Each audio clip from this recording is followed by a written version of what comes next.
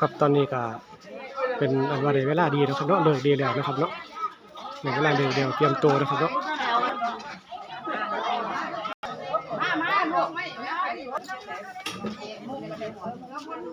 ป่าเด้อ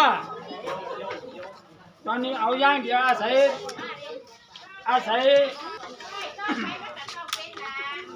นะโม3 เดือนเด้อนะโมตัสสะภะคะวะโตอะระหะโตสัมมาสัมพุทธัสสะนะโมตัสสะภะคะวะโตอะระหะโตสัมมาสัมพุทธัสสะนะโมตัสสะภะคะวะโตอะระหะโตสัมมาสัมพุทธัสสะยังไปพี่นี่สวัสดีลาโพนะโมพุทธายะ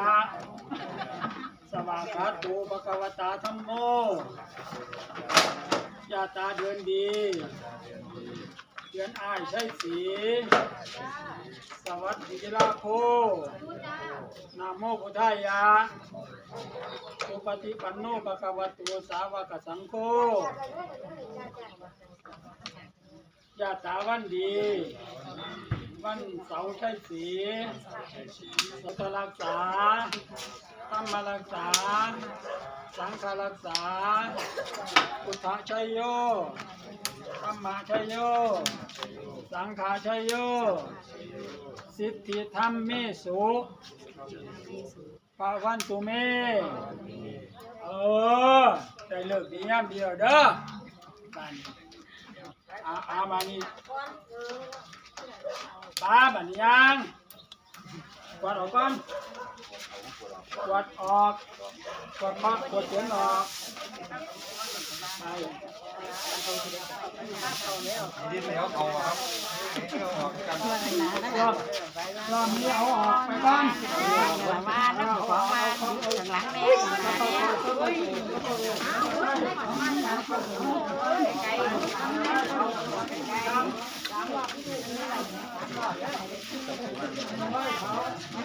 บ้าน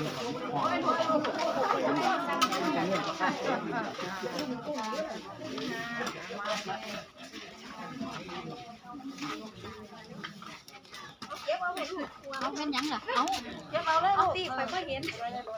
เห็นกัน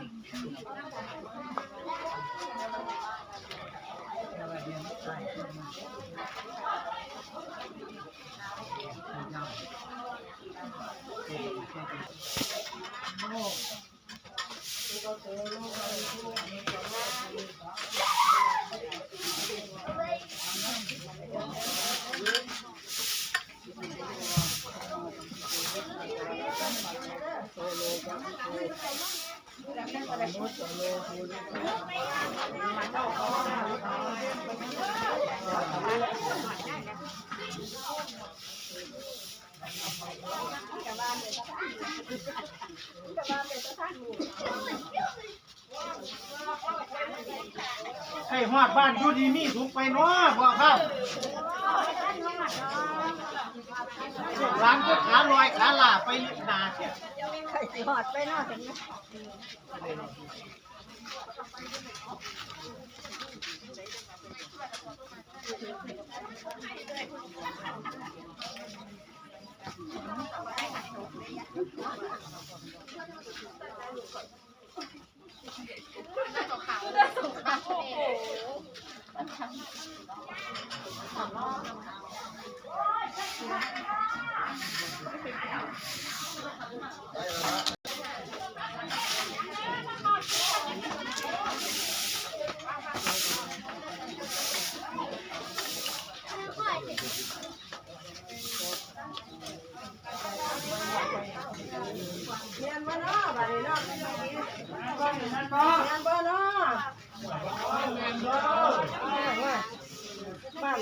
บ่ได้แม่บ้านนี่เพิ่นให้เนาะ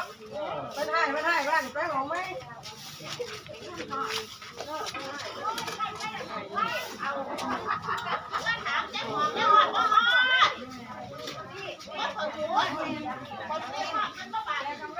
รถเพิ่มนี่จะไปบ้านไม่บ้านอุดมสมบูรณ์ยังจมมันเงี้ยมันล่ะเพราะว่าเอาเพื่อนเข้าออกนอกแล้วเอาไปเยอะนะคนเยอะไป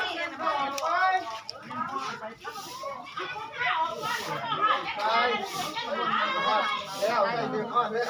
กหลานหิวเขาแล้วหิวเขาน้ำต้มน้ำก็หิวเขาก็หิวแม่นเราไปบ้านนี่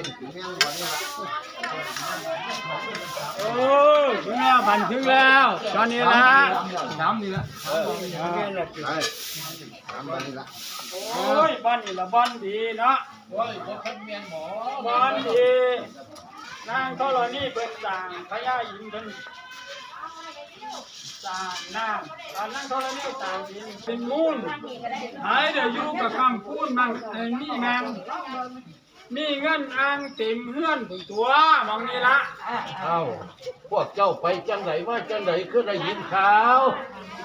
โอ้ยพวกข้ามาแต่เมืองหมันเมืองคำแพงเมืองคำพองแดนอบอุ่นผู้แล้ว พากันว่าไหนล่ะ เมืองมั่งคั่งสมบูรณ์อดีตการก้อนปีบ่มีแล้วทุกจนในยินข่าวว่าทั้งคนทั้งพี่มีการปลูกเพื่อนใหม่มีคิดเลื่อมใสอยากมาคำพูดให้ลูกเต้าจะขอเก่าเพิ่งเกณฑ์สันดอกว่า โอ้ก็ท่านเจ้าได้หยังมาเนี่ยที่มาคำมาพูดนั่น โอ้ยได้มาหลายอย่างครับได้มาเหมือนถูกต้อง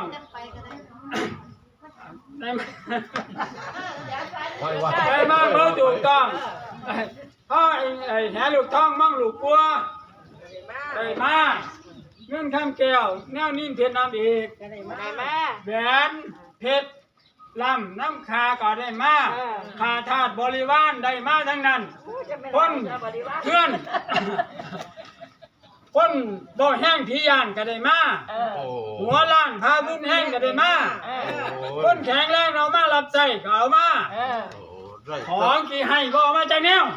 โอ้ได้มาตรของดีๆเนาะ โอ้มีแต่ของดีทั้งนั้นเอามาให้มื้อนี้ พวกหัวหยงเก็บตองพวกหัวหยองเต็มตาลหัวหลานฟ้าพื้นแห้งคอยขามาใส่เอามาเบิด มาเบิด ขันว่าจังสั่นก็ดีแล้วล่ะของกินเดือดบ่จังไรบ่ได้เอามารับตัว บ่ได้เอามาจากแนว โอ้ยขนมตะของดีๆมั่งสั่นก็เป็นยังบุญแล้วก็มาคำมาโค่นก็เส้นขึ้นซะแล้วล่ะ ไปหาไปซื้อไงยักษ์ซื้อเงี้ยบ่ยักษ์ซื้อเงี้ยซื้อสั้นต้องคอยบ้าง โอ้ยเจ้าหูจักชื่อเฮียนชื่อซ่านตัวข่อยบ่ข่อยก็เรื่องถามไปคือกันพามก็แม่นพามเท่าหน้าเท่าหลัง เพื่อนหลังนี่ที ชื่อว่าจังได๋ ชื่อว่าจังไดท่านบอกโอ้ยเพื่อนหลังนี่เสานี่เพิ่นชื่อว่าเท่าคำมันตัวบันไดชื่อว่าเท่ามันคงหางตรงชื่อว่าเท่าองอาจแป้นกาดชื่อว่าเท่าชุมเย็นมะฝาไม่ละแนงเส้นชื่อว่าเท่าสัตว์ซื้อดังสัญญาคือชื่อว่าเท่าอ่อนไม้อกไก่ชื่อว่าเท่าหุ่นโฮงปันล่มชื่อว่าเท่าหุ่นหนาหลังคาชื่อว่าเท่าปกป้องปลูกขึ้นแล้วงามอ่องตองชื่อว่าเท่าอยู่ซุ่มกินเย็นนอนกลางเว้นกับฝันดีมีโศกนอนกลางคืนกับบ่มีโลกมาเบียดเบียน นี่แหละเงื่อนพญายินเพิ่นสร้างพญาแถนเพิ่นตกพญายมเพิ่นตกแต่งเด้อพญาแถนเพิ่นแบ่งมาให้เป็นมูลเป็นมั่งขายได้อยู่กับคำคูณมูลมังเงินคำอังเต็มเฮือนเต็มซ่านเพิ่นตัว โอ้ยบัดนี้แท้หูจักอีหลีตัวสั่นชื่อเฮียนนี่เนาะ โอ้ยเพิ่น มี แค่ แต่ งาม ของ เนาะ ดีๆมีแต่ของคำของคุณเราก็เชิญขึ้นเฮือนขึ้นต้านได้เลยขันว่าจังสั่นพาลูกพาหลานขึ้นมาสั่นแล้วบัดนี้ โอ้ยครับติมาคำมาคูณให้กระคักแล้วมื้อนี้อะไรกับของเงี้ย เอ้า เอา พาเจ้ มานั่งนี่ลูกอะ จะตี เดี๋ยวขอกำมาจังหน่อยจะเปล่า อันนี้แยกออกจากข้างเลยตัว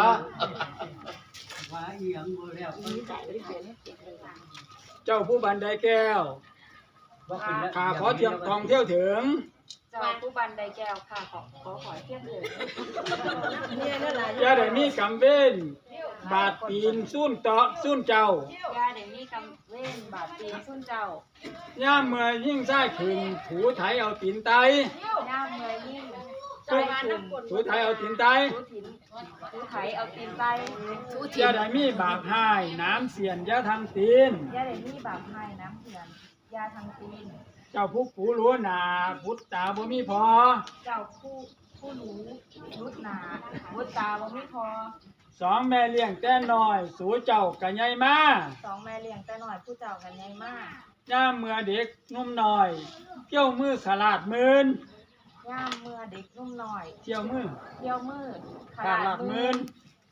อย่าได้หลงผาดพังเที่ยวขึ้นพองลง ยาได้หลงผาดทางเที่ยวถึงคลองลง อย่าได้หัวแตกข้างขาหันให้เบิ่งเขา ยาได้หัวแตกข้างขาหานให้เบิ้งเขา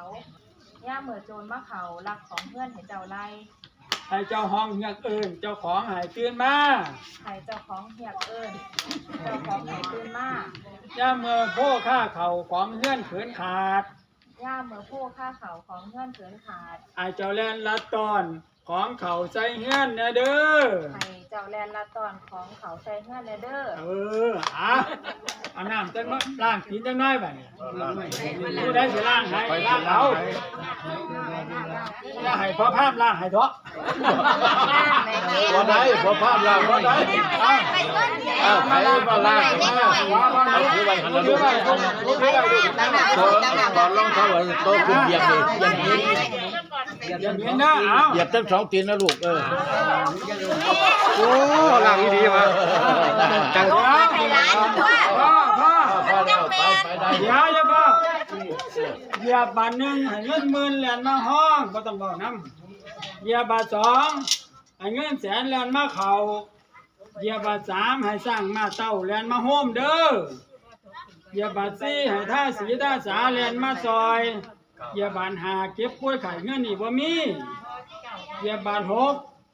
ให้เป็นเศรษฐีมีเงินเป็นโกดเหยียบบาทเจ็ดให้พ้นโทษพันธนาเหยียบบาทแปดให้เป็นพญาหัวหน้าหมูเด้อเหยียบบาทเก้าเงินคำเข่ามือละล้าน2 ล้านพุ่นเด้อ สาธุสาธุสา เหยียบ ธุ บาท สาธุ สิบของครับแนนอย่าได้ของครับแนนอย่าให้ไผมาเอาหนีได้เหยียบบาทที่เบ็ดคนกี่ให้มาเพิงสมพานเจ้าแน่เด้อคนถูกคนอยากมาเบิ่งกับเจ้าน้ำแน่ล่ะ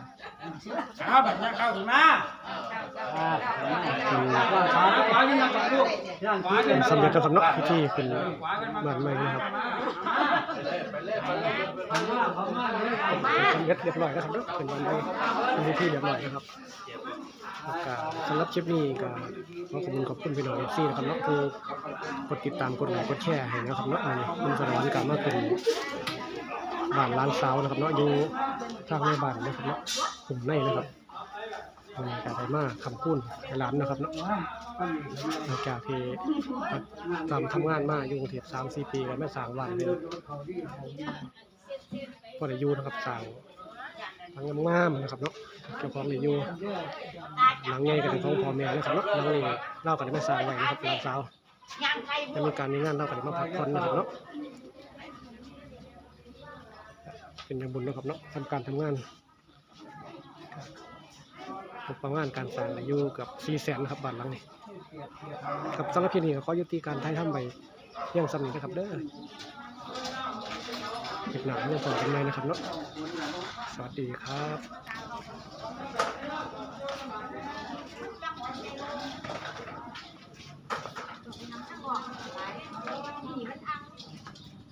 ไปเข้มเราคือไปเรียกไปยังไงเพียงรถด่าเราเราขาเนี่ย